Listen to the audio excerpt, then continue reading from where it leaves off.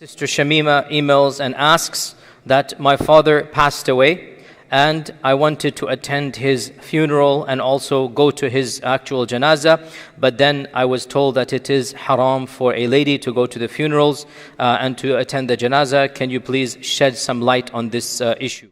وما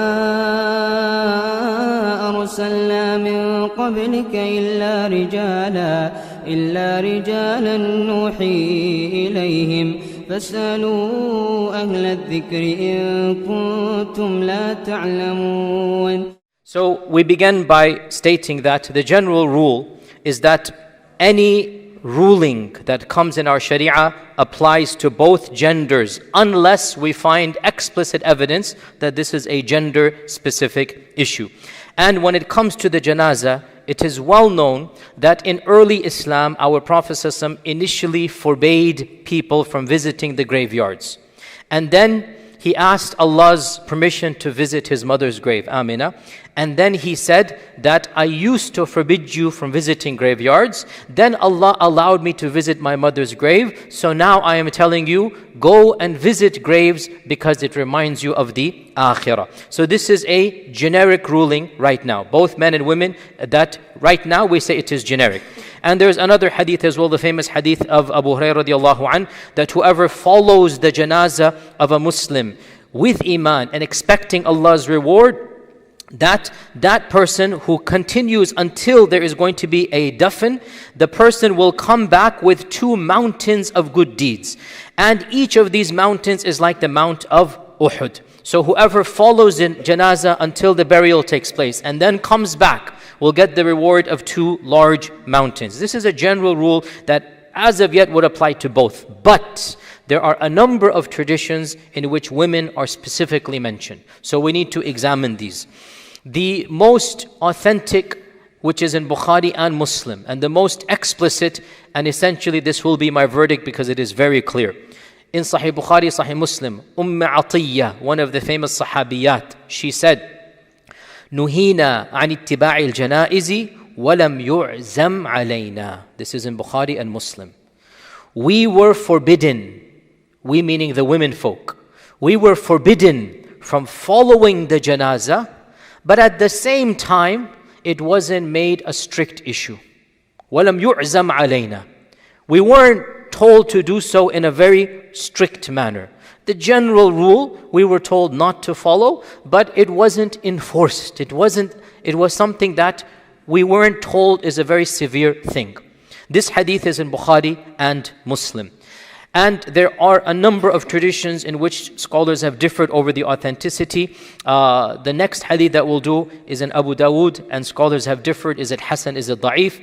That the Prophet ﷺ is reported to have said, لَعْنَ اللَّهُ زَائِرَاتُ الْقُبُورِ, and in one version, زَوَّارَاتُ الْقُبُورِ. Allah's la'na is upon the females who visit or who frequently visit the graves and who put candles on it. وَالْمُتَّخِذِينَ عَلَيْهِ سُرَجٍ, and those who put candles on the graves. So there's a discussion, is this hadith authentic or not?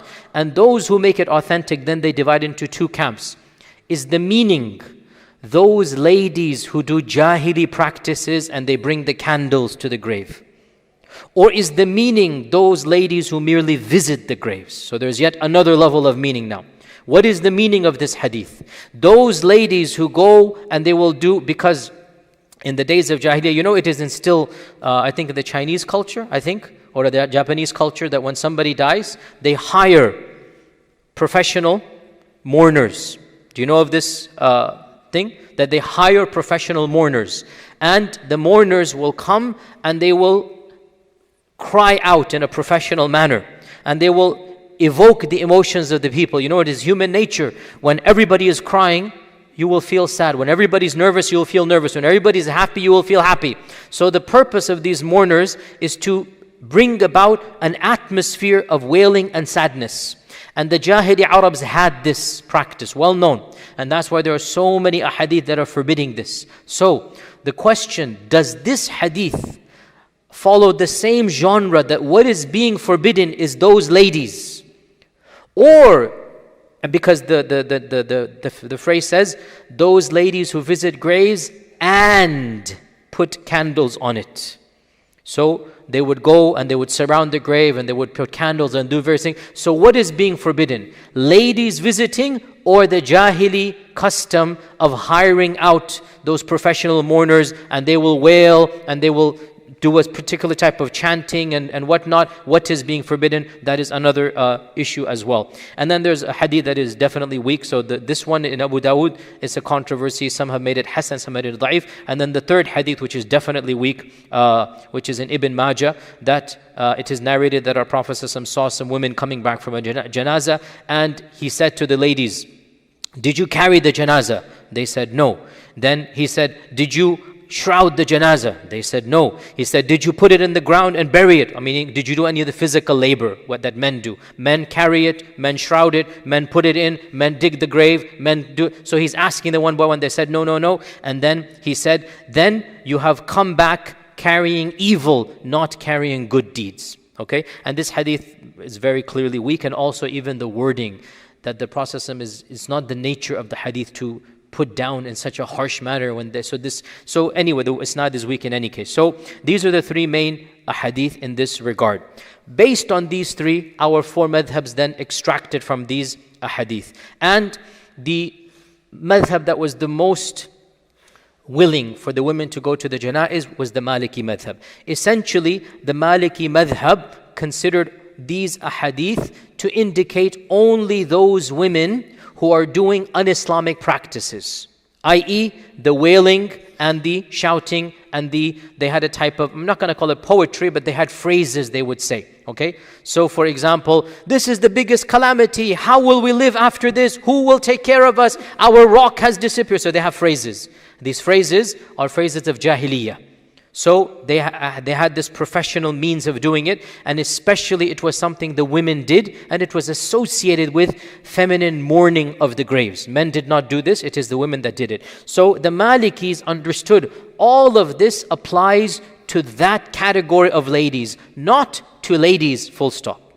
And so essentially, As-Sawi in his book, the interpretation of Muwatta Imam Malik, Hashiyat As-Sawi it's called, he says that it is jaiz, it is allowed for an elderly lady without any conditions to go attend the janazah, and it is jaiz for a young lady to go if she is appropriately dressed and the janazah is of her close relative. Okay? Now remember, in that society, young ladies did not exit the house at all except for a reason. So the Maliki madhab is saying this is one of those reasons where she's allowed to go. If her brother, if her father, if her uncle passes away, then she can go as long as she observes Islamic etiquette in her libas and also in what she says and does. Okay, this is the Maliki madhab. They are on one side. In the smack in the middle is the Hanbali and the Shafi'i madhab. Both the Hanbalis and Shafi'is, they said that it is not haram, but neither is it jaiz, it is makruh. And makruh means it's best not to do. But if you do it, you are not sinful. Okay? This is the position of the Hanbalis and of the, which one? Shafi'is. This is the explicit position. Imam al-Nawawi says that, Imam al-Nawawi says in his Majmu' that what we mentioned, that it is makruh for the women to follow the janaiz, this is our madhab and the madhab of the vast majority of ulama. Ibn al-Mundhir said this is the position of Ibn Mas'ud, of Ibn Umar, of Abu Umama, of Aisha, of Masruq, of Hasan al-Basri, al-Naqai, Imam Ahmad ibn Hanbal, Ishaq ibn Rahway, al-Thawri, al-Awza'i, so on and so forth. And Imam al-Qurtubi, the famous scholar from Cordova, Spain, Andalus, Imam al-Qurtubi said, the explicit hadith of Atiyya clearly shows that it is merely discouraged and not haram, and this is the vast majority of our ulama. This is Al-Qurtubi says, okay? The hadith of Atiyya is which one? We were told not to follow the janaiz, but we weren't told in a strict way. It wasn't enforced. It wasn't something that was made a big deal of if people did. So, the strictest in this regard is of course the one madhab that is left, and it is the Hanafi madhab. And the Hanafi madhab, they did not make it haram, but they said it is makruh karaha tahrimi, not karaha tanzihi. The Hanafis have two types of makruh, right? The other madhabs have one type of makruh. I mentioned this in an earlier Q&A that I did. The Hanafis have two types of makruh. One in which there is a small amount of sin, one in which there is no sin. Okay? So, makruh karaha tanzihi, there's no sin.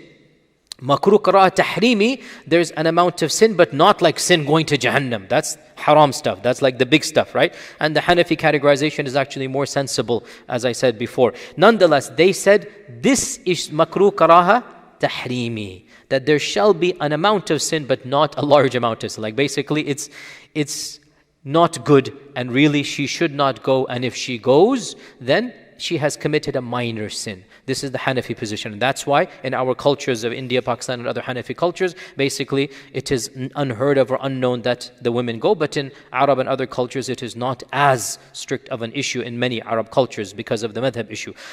Also, there are other narrations as well that the other scholars use. Of them, the hadith in Sahih Bukhari, that the Prophet ﷺ was walking and he saw a lady sitting at a qabr crying. Okay? And it is very clear, by the way, because at that time frame, the only qabr they had was Baqi'. Okay? So the lady is sitting there at the qabr crying, not wailing. Big difference. Crying is halal. Crying, no sin. Wailing, what is wailing? To raise your voice and to say phrases of jahiliyyah and to beat oneself, this is what is haram. But to cry and to feel sad is completely not only halal, it's a sign of humanity. So he passed by a lady, hadith is in Bukhari, she's sitting at the qabr, and it was the qabr of her husband or the one who was to take care of her, and she's crying.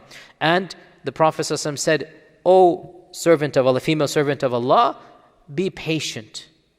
Be patient and expect Allah to reward you." He gave her words of what? Encouragement. Had it been haram, had it been sinful, then he would not have said this. She did not recognize him, and she said, "You don't know what I have suffered. You don't know who this, the level of whatnot, And she said something very harsh. "Go away from here. Ilayka anni." And the Prophet, in his adab, he left. And one of the Sahaba later said, "Don't you know what did you just say? Do you know who this person was?" She didn't recognize because she was in her grief, So then she rushed up. She said, "Ya Rasulullah, I didn't recognize you. Ya Rasulullah, I'm sorry, I didn't recognize you." And the Prophet did not get angry, but he said a very powerful phrase. What is the phrase? إِنَّمَا الصَّبْرُ عِنْدَ الصَّدْمَةِ الْأُولَى. Patience is demonstrated at the first stroke of calamity. How you react when you first hear the news, how you react in the first few minutes and half hour, that shows patience. Everybody calms down in a week. Everybody. How you react as soon as you hear the news. Meaning, he's saying in a very gentle manner, you weren't patient. That's what he was telling the lady. But the point is, very clearly, she's sitting at the qabr. And he's giving her words of encouragement. Also, more explicit than this and much more powerful, in multiple narrations, we know that Aisha radiallahu anha, after the death of the Prophet ﷺ, she of course remained in her house completely. She never exited the house because of the verses of hijab that were extra upon the Prophet ﷺ. However, she wanted to go for Hajj, so she asked permission from Uthman ibn Affan radiallahu anh. And so that year, all of the wives, except for one, listen to my lectures, otherwise the Prophet went over all of this, all of the wives, they went for Hajj in a special caravan, in a special entourage, with special guards that are going to take them for Hajj. And on the way back, it is narrated in multiple texts, without a question, this is authentic, she went to the grave of her brother, Abdurrahman ibn Abi Bakr. He was buried outside of Mecca. And so she went there and she walked to the grave and she made dua for her brother. And I'll quote you one of these narrations that Abdullah ibn Abi Mulaika says that Aisha came back one day from the graveyard and I said, "O al-Mu'mineen, where did you go?" She said, "I came back from the qabr of my brother Abdurrahman ibn Abi Bakr." Abdurrahman is the brother who took her for Umrah after Hajj. If you remember Masjid Aisha, Tan'im, right? Her brother Abdurrahman was the one who took her and then took her back. That was Abdurrahman ibn Abi Bakr. And he passed away in the Khilafah of, I think, Umar radiallahu anh. And so, Ibn Abi Mulaika says, didn't the Prophet ﷺ forbid women from visiting qabr? This is a very explicit hadith. Didn't the Prophet ﷺ say you're not supposed to go? And Aisha says, yes, we used to be forbidden and then he allowed us to visit. Okay, and this hadith is in Bayhaqi and Hakim. Yes, it used to be forbidden, then he allowed us. And in another version, when she visited the grave, she made dua. She stood at the grave, she made dua for her brother, and then she said, if I had been here to witness your burial, I wouldn't have come to your grave. Meaning, the point is, I don't want to be out of my house. I would go to the Kaaba and come back. But I wasn't witnessing, I wasn't there when you were lowered. I wasn't there to pray janazah over you. I was in Medina. So if I had witnessed your janazah, I wouldn't have done this detour. And I would have gone straight home. Okay? So the point is that, she went there. Now, other scholars respond and they say, the fact that Aisha radiallahu anha went, that's her opinion. And the hadith of the Prophet are there. To which we respond, technically that's a valid point. But the opinion of Aisha is no joke, especially in feminine matters. And she knows feminine fiqh better than other later interpreters. Others say that she didn't actually visit the grave of her qabr of her brother, but it happened to be next to the road. And the response is, this is an assumption that has no basis, number one. Number two, there is no qabr that is literally on the road that you're going there. There is a small graveyard wherever there was. And the point is, she herself explicitly says, if I had witnessed your janazah, I wouldn't have come here, which means she's going out of her way. Why? Because those who say that it is not allowed, they say, we must interpret that Aisha didn't go visit the grave was on her path. You see the difference, right? And they say, if you're walking and there's a grave there, you're not visiting. And this is a stretch. Can you imagine the qabr is right next to when she's walking between Makkah and Medina? She's going to the small little village that he passed away. There's a qabr there. And the wording is clear, that I have come here because I wasn't able to witness your janazah. So this doesn't hold much weight. And then they say, those that say that it is not allowed, they say that the very fact that she says, had I witnessed your janazah, I wouldn't have come, shows she knew that the default is that women should not come to the graves. You understand where they're coming from? Right? Do you understand this point?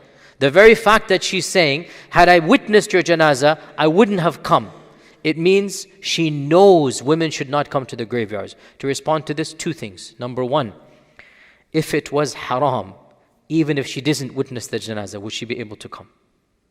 If it were sinful, would she publicize that I'm with? So this actually proves that it is not haram at all, because she's announcing it. And number two, you are assuming she's not going to the grave because of the prohibition of women, but there's another more explicit assumption, that she doesn't want to go to the grave because she's supposed to be in hijab, which is explicit in the Quran, right? That Allah explicit in the Quran that remain in your hijab, remain in your houses and don't go out. So she only exited for Hajj, and it could easily be interpreted that if I had witnessed your janazah, I would have rushed straight back and I would not have done the detour because I want to get back to my house. Not because of the prohibition, but because she wants to be in her house, which is the wives of the Prophet. So to summarize this question, then we move on to the second one. It is clear, those who wish to follow the Hanafi madhab, no problem. It is makruh, karaha, tahrimi, and I respect, as you know my position, I have no problem. I think it's good if somebody follows their madhab, no problem with that. That having been said, we also have to be very sensitive that times have changed and our women are no longer sitting at home as they did for much of Islamic history. And what is happening is that we are depriving them of the most essential places they need to be, like the masjid, for example, right? It is true, some scholars of the past said, let the women stay at home when women would stay at home. And they said no need for them to come to the masjid, even though the hadith is clear she should come if she wants to. But there are some madhabs that said that.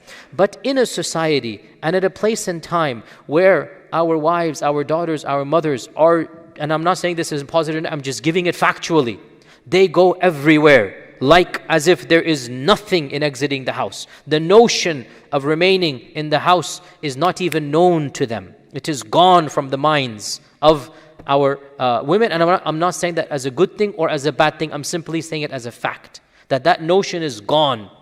To bring up these issues and then say, yeah, go ahead, do your shopping, go Kroger's, do your education. Alhamdulillah, they should do education, don't get me wrong here. I'm just saying, go everywhere, but don't come to the masjid.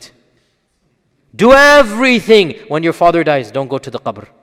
You see, in this society and in this mindset, if we keep on pushing them into a corner, the reaction might be an illegitimate anger in which they say, khalas, we're going to take over, give the khutbah from now on. Okay? I was in Los Angeles on the weekend, and there's a masjid there that is only women. No men are allowed inside. Khutbah is given by the women, all run by the women. Everything is there. Now, I'm not criticizing publicly. I'm definitely not endorsing. But I will say one thing. If you keep on pushing, what's going to happen? So my philosophy, and I'll be very explicit about this, where the Sharia allows some leeway, give that leeway. Where the Sharia has some breathing room, then alhamdulillah, give. And where the Sharia has a red line, that is where we need to enforce. Because if you want to keep on moving the red line back, don't be surprised. In our time frame, to tell a daughter that she cannot go to the janazah of her father, she will literally say, what type of religion is that? I can't even come and be and witness. Which we should say, look, men and women are allowed to go, but there must be proper decorum. You observe the etiquettes. No wailing, no screaming, no shouting. And if there is a fear that might happen, then we tell this lady, think twice. And if you insist on going, we will have other ladies there that if that happens, you will be, taken out, that this is not appropriate, that at a wedding, and by the way, at a funeral, by the way, this is something that I have witnessed myself. So it's not just hearsay, that women are not told this and they attend the janazah, and especially if it's a sudden death, right? And you have, a young lady screaming at the top of her lungs, just bawling and saying things that are not appropriate to be said. It's not something that of Islam that you say, how are we going to live now? Who's going to take care of me? Allah took care of you, not this man. Allah took care of you, not your husband or brother or father. But at that emotional state, if you say something like, I can't live anymore, astaghfirullah, that person was giving you life. Allah is Hayy and Qayyum. So this is where we draw the red line. These are the battles we should be fighting. And we say very clearly, that is something that should not be done. Nonetheless, if somebody wants to follow the other madhab, then that's their business. But the other three madhabs, they say it is not sinful to do. And that is the position I hold, and Allah Azza wa Jalla knows best. لا يزال الخير حيا لا يزال إن في الدنيا سلاما وظلال أخبر الأيام أنها في وصال قم بنا وانظر لآيات الجمال قم بنا وانظر لآيات الجمال